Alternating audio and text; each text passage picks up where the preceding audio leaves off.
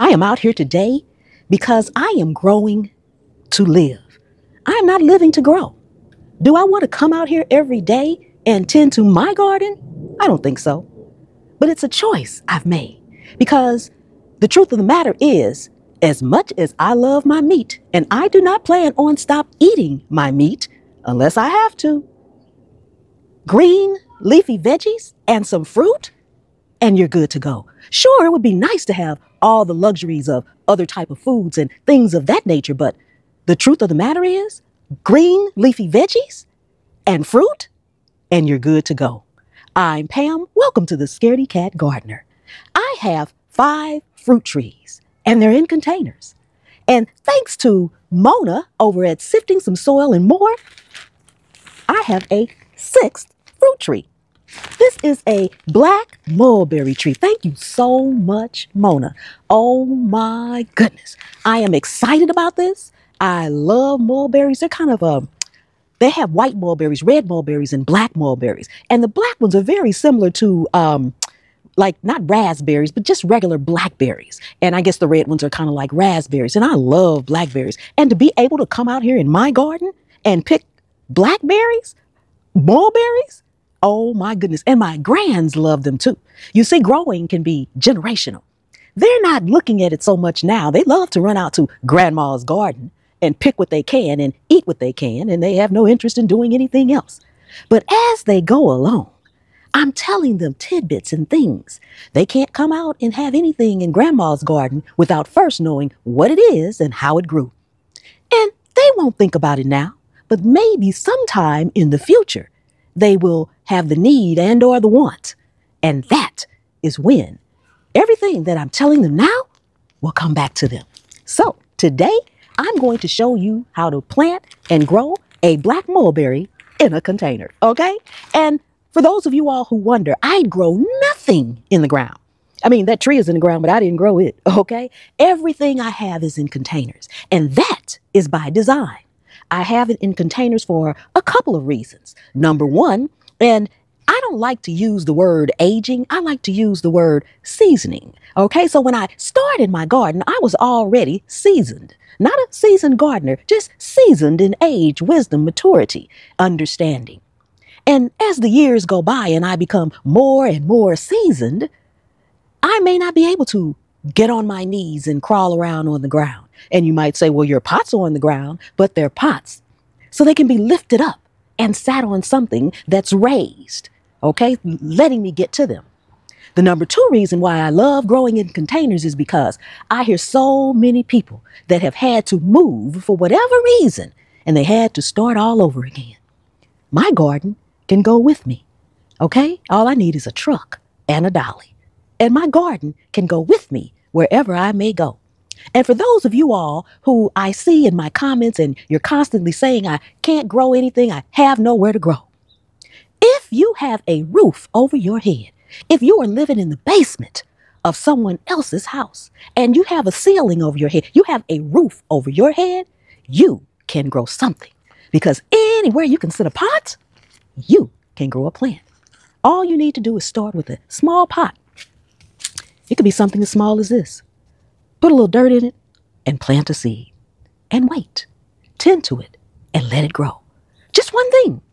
Just one thing, okay? So there is no reason except if you just don't want to. And that's something you'll have to come to terms with on your own. So let's go ahead and plant our mulberry tree.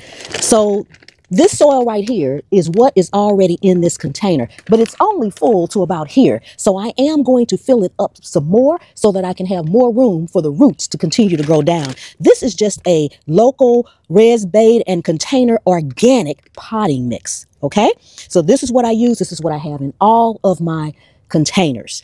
All right, now this is local, and they actually sell this all over the place, all over the U.S. in different states. But the bag color may be different because they color code the bags according to the area that it's in. But it's the same company, and that company is called Near Source Organics. Okay, now because I'm going to top this off some, I'm going to put some bone meal in this area right here, I don't have to dig another hole for it because I'm adding soil to it. And this is just some organic bone meal. And I'm adding this only because in doing my research, I read that bone meal is really good when you're starting off your mulberry trees.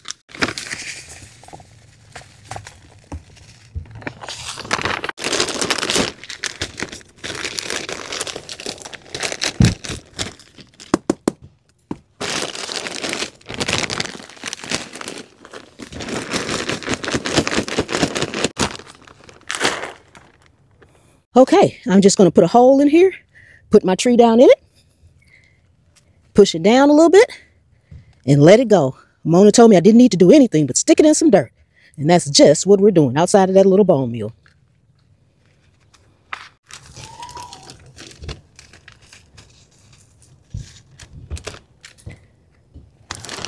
This is just wet paper towels to keep it moist, I'm pretty sure. Yep. Okay. Okay, I think I need to go a little bit deeper because I have some roots up here. We're going to go a little bit deeper. Here we go.